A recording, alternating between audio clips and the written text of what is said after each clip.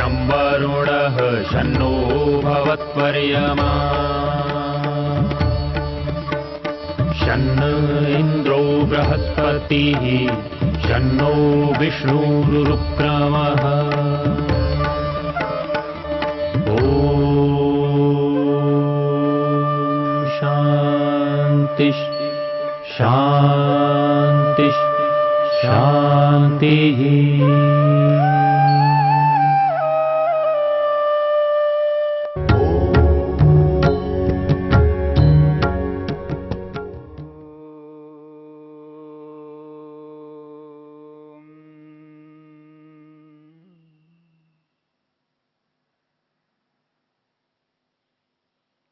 ईश्वर के सर्वज्ञता को लेकर के हम विचार कर रहे हैं।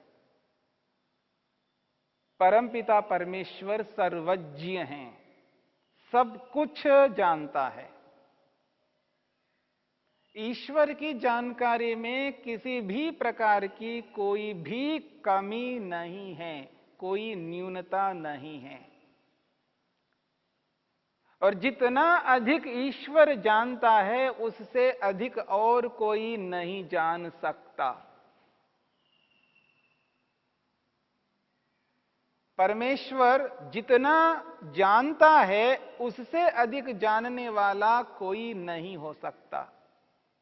इसलिए ईश्वर के लिए कहा जा रहा है ईश्वर सर्वज्ञ हैं। और मनुष्य कभी भी सर्वज्ञ नहीं हो सकता, मनुष्य कभी भी सब कुछ जान नहीं सकता। और जब मनुष्य सब कुछ जान नहीं सकता तो वो ईश्वर कैसे बन सकता है? ईश्वर कभी भी मनुष्य नहीं बन सकता और ईश्वर कभी मनुष्य नहीं बन सकता।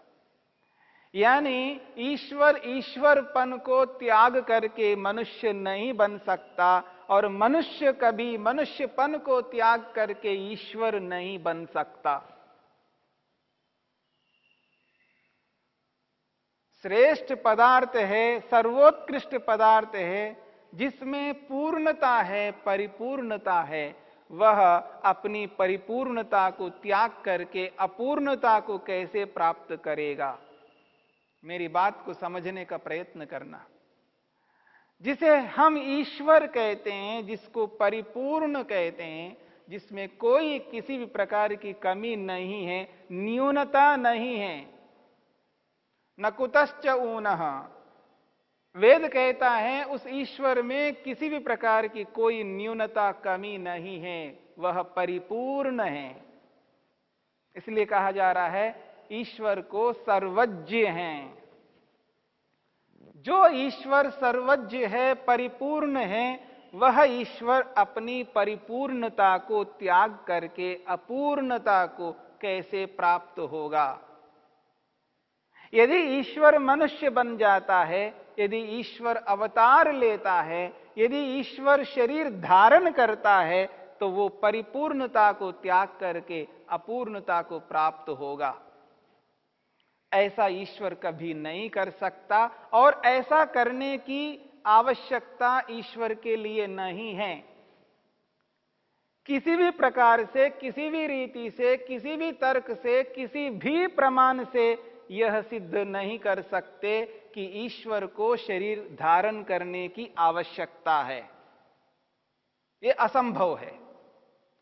जिस ईश्वर ने इस संपूर्ण ब्रह्मांड को बिना शरीर को धारण किए बना सकता हो और इसका पालन कर रहा हो, ऐसे ईश्वर को शरीर धारण करने की किसी भी प्रकार की कोई आवश्यकता नहीं है।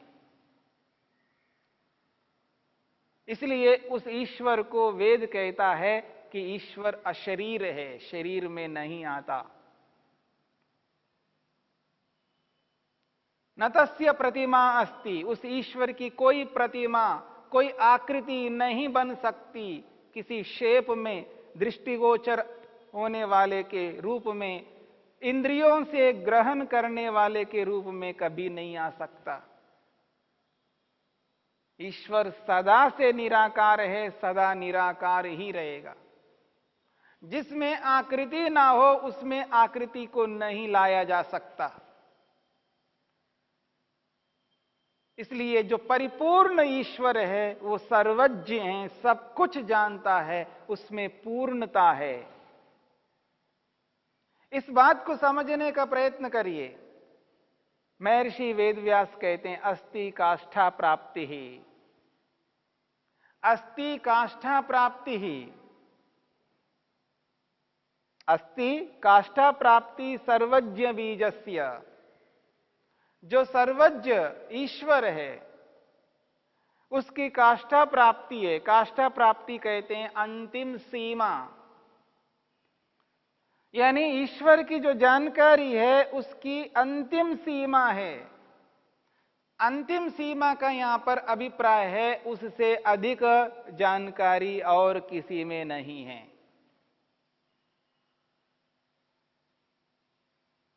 ईश्वर की जो जानकारी है, जो जानता है, और जितना जानता है उसकी एक सीमा है, अर्थात उससे अधिक जानकारी रखने वाला और कोई नहीं है। इस दृष्टि से ईश्वर की काष्ठा प्राप्ति है, अंतिम सीमा है, अर्थात ईश्वर में ही सर्वाधिक जानकारी है। यह नहीं बताया जा रहा है इतना जानकारी है, इयत्ता नहीं बताई जा रही है। वो जो जानकारी है वो तो असीम है, परंतु उससे अधिक जानकारी और किसी में नहीं है। इस रूप में सीमा, इस रूप में काष्ठा प्राप्ति बताई जा रही है, इस रूप में अंतिम सीमा बताई जा रही है। सातिशयत्वात् परिमाणवत्, वो कहते हैं सातिशयत्वात्, न्यूनाधिक होने के कारण से परिमाण के समान। उदाहरण देकर के महर्षि वेदव्यास स्पष्ट करते हैं परिमाण। परिमाण उसको कहते हैं जो वस्तु जितना स्थान पर रहता है, जितने अवकाश में जो वस्तु रहती है, जो वस्तु जिस स्थान पर रहती है, जितने स्थान पर रहती है, उतने स्थान को परिमाण कहते हैं, जिसको माप कहते हैं। मान लीजिएगा एक जामुन है, जामुन को रख दीजिएगा और जितने स्थान पर वो जामुन रहता है, जितने अवकाश को वो धारण किया हुआ है, जितने अवकाश को वो अपने अंदर स्थिर कर लिया है, जितने स्पेस में वो जामुन रहता है, वो जो स्थान है, जितने स्थान पर वो जामुन है, उतने स्थान को परिमाण कहते हैं। ये एक माप है। और उससे भी बड़ा यदि कोई फल लाए, सेव को लाया जाए, तो उसका परिमाण, उसका नाप, उसका स्थान उससे अधिक है। और सेव फल की अपेक्षा से यदि आप तरबूज को लाइए तो तरबूज जो है वो उससे भी बड़ा है। जितने स्थान पर तरबूज रहता है ये उसका परिमाण है। और उससे भी बड़ा आप कोई पदार्थ लाइए, कद्दू सब्जी को लाइए, वो उससे भी बड़ा होता है।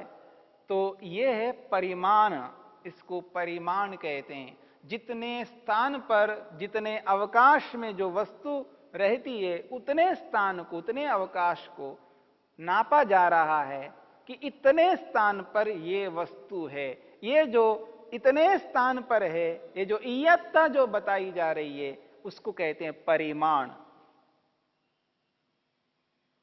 अस्ति काष्ठा प्राप्ति सर्वज्ञ बीजस्य, ये जो सर्वज्ञ ईश्वर है उसकी काष्ठा प्राप्ति है, उसकी सीमा है। किस रूप में सीमा? उससे अधिक और कोई जानता नहीं है, इस रूप में सीमा है। सातिशयत्वात्, न्यूनाधिक होने से, कम ज्यादा होने से, परिमाणवत्, परिमाण के समान। अब ये जो परिमाण है, इस परिमाण को समझने का प्रयत्न करिएगा। कम से कम अवकाश में रहने वाली कौन सी ऐसी वस्तु है जो कम से कम अवकाश में कम से कम स्थान घेरता हो, कम से कम स्थान जिसके लिए चाहिए हो, ऐसी कौन सी वस्तु है जो कम से कम स्थान पर रहती है? तो छोटे से छोटे पदार्थ की ओर आगे बढ़ते जाइए। जो जामुन मैंने आपके सामने रखा, उस जामुन से भी कोई छोटा सा पदार्थ हो, उससे छोटा पदार्थ हो, उससे भी कोई छोटी सी वस्तु हो। आप तिल एक बहुत छोटा सा है, ऐसी वस्तु है, बहुत छोटी सी है, तिल, राई है, और उससे भी छोटा, और उससे भी छोटा करते जाइए। आप इस छोटे को करते करते करते करते परमाणु में जाएंगे, अणु में जाएंगे। परमाणु कहते हैं सबसे छोटा, परम अणु परमाणु, जो सबसे, परम का मतलब बहुत अधिक अणु, बहुत अधिक छोटा। तो परमाणु में जाएंगे तो परमाणु जो है, जितने अवकाश में, जितने स्थान पर वो रहता है, उस स्थान में जितना इयत्ता है, जितना अवकाश है, वो है परिमाण। उससे कम परिमाण नहीं हो सकता। यदि कोई कहे नहीं, उस अणु को भी तोड़ करके और छोटा किया जाता है, करते जाइएगा। उस छोटे को करते करते करते एक ऐसा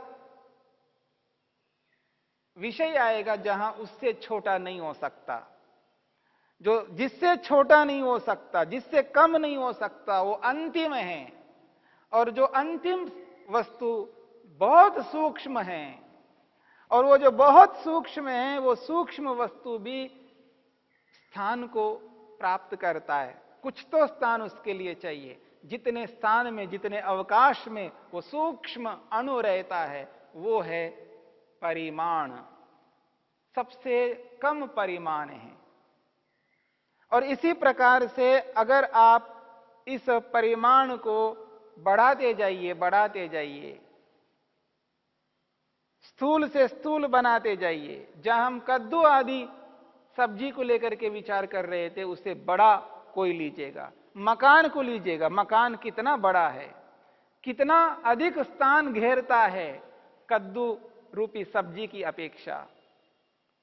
और मकानों में भी छोटा मकान, बड़ा मकान होते हैं। बड़े से बड़े मकान 20 मंजिला, 50 मंजिला, 100 मंजिला, 120 मंजिला, 150 मंजिला। और बड़ा आप ले लीजिएगा तो दुनिया में जो सबसे बड़ा मकान है, वो सबसे बड़ा है। और उससे भी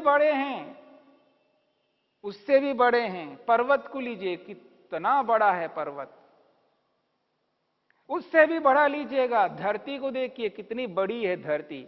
जितने अवकाश में धरती है, वो बहुत बड़ी है धरती। उसका जो परिमाण है, उसका जो स्थान है, वो बहुत अधिक है। धरती की अपेक्षा सूर्य को लीजिएगा, सूर्य कितना बड़ा है, और कितने अधिक अवकाश में विद्यमान है सूर्य। उस सूर्य से भी बहुत बड़े बड़े नक्षत्र हैं, बहुत बड़े बड़े सूर्य हैं। उनसे भी बड़े जो आकाश गंगा हैं, उसको लीजिएगा। आकाश गंगा में कितने सूर्य होते हैं? बहुत होते हैं, अरबों होते हैं। और पूरे के पूरे ब्रह्मांड को लीजिएगा, कितने बड़े स्थान को घेरा हुआ है। तो इस तरह इस परिमाण को बढ़ाते देखिएगा, तो जो सबसे बड़ा है आकाश से बढ़कर और कौन हो सकता है? जो सबसे अधिक परिमाण वाला, सर्वाधिक स्थान जिसका है, वो आकाश है। आकाश को महत परिमाण कहते हैं, यानी सबसे बड़ा परिमाण। और अणु को, परमाणु को सबसे कम छोटा परिमाण कहते हैं। अणु परिमाण और महत परिमाण, अणु परिमाण और महत परिमाण। जैसे छोटे से छोटे पदार्थ को लीजिएगा और बड़े से बड़े पदार्थ को लीजिएगा। महत परिमाण जो है अंतिम सीमा है, उसकी पराकाष्ठा है, उसकी अंतिम सीमा है। महत परिमाण से अधिक और कोई परिमाण नहीं है। ऐसे ही अणु परिमाण से कम परिमाण और कोई नहीं है।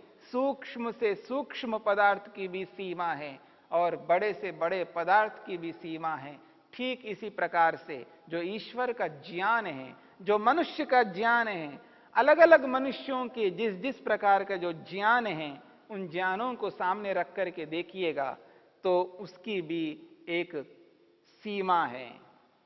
ज्ञान को बढ़ते बढ़ते देखते जाइए, जिसमें सर्वाधिक ज्ञान है वो उस ज्ञान की पराकाष्ठा है, अंतिम सीमा है।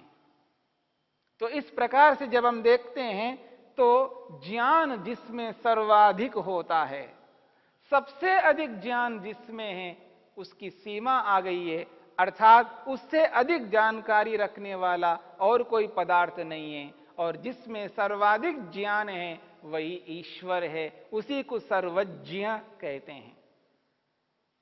और ऐसा ज्ञान मनुष्य में कभी नहीं हो सकता। मनुष्य एक पदार्थ को पूर्ण रूप से, परिपूर्ण रूप से जान नहीं सकता। वो इतने सारे पदार्थ को, असंख्य पदार्थों को कैसे जान पाएगा? किसी एक विषय के पारंगत मनुष्य नहीं हो सकता। किसी भी विषय को लीजिएगा, चाहे वो भूगर्भ विज्ञान को लीजिए, वो खगोल विज्ञान को लीजिएगा, वो स्पेस विज्ञान को लीजिएगा, किसी भी विज्ञान को लीजिएगा, एक विषय में भी मनुष्य परिपूर्ण नहीं हो पाया आज तक। आज तक कोई भी व्यक्ति एक विषय में परिपूर्ण नहीं हो पाया, न आज है न भविष्य में हो पाएगा। जब एक मनुष्य एक विषय के पारंगत नहीं हो सकता, एक विषय में पूर्णता को पा नहीं सकता, वह मनुष्य सभी विषयों को जाने और सभी विषयों में पूर्णत्व को प्राप्त करे, इसकी कैसी संभावना हम कर सकते हैं? ऐसी संभावना कभी नहीं कर सकते। इसलिए ईश्वर सदा ईश्वर रहेगा और मनुष्य सदा मनुष्य ही रहेगा। मनुष्य कभी ईश्वर नहीं बन सकता और ईश्वर कभी मनुष्य नहीं बन सकता। जिसकी जैसी सत्ता है, जिसकी जैसी विद्यमानता है, वो उसी रूप में रहता है, उसमें परिवर्तन, बदलाव कभी नहीं हो सकते। इस बात को हमें समझना है। तो इसलिए कहा जा रहा है ईश्वर सर्वज्ञ हैं। ईश्वर सर्वज्ञ हैं, सब कुछ जानता है। ईश्वर के ज्ञान में किसी भी प्रकार की कोई कमी नहीं है। ईश्वर नहीं जानता, ऐसी स्थिति उत्पन्न नहीं होती है। ईश्वर समस्त पदार्थों को जानता है। दुनिया में जितने भी पदार्थ हैं, ईश्वर के ज्ञान से रहित कोई ऐसा पदार्थ दुनिया में नहीं है। इसलिए कहा गया है ईश्वर सर्वज्ञ है, तत्र निरतिशयम सर्वज्ञ बीजम। उस परमात्मा में निरतिशयम सर्वाधिक ज्ञान है, जानकारी है, और यही सर्वाधिक जानकारी सर्वज्ञता का कारण है। इस बात को हमें समझना है।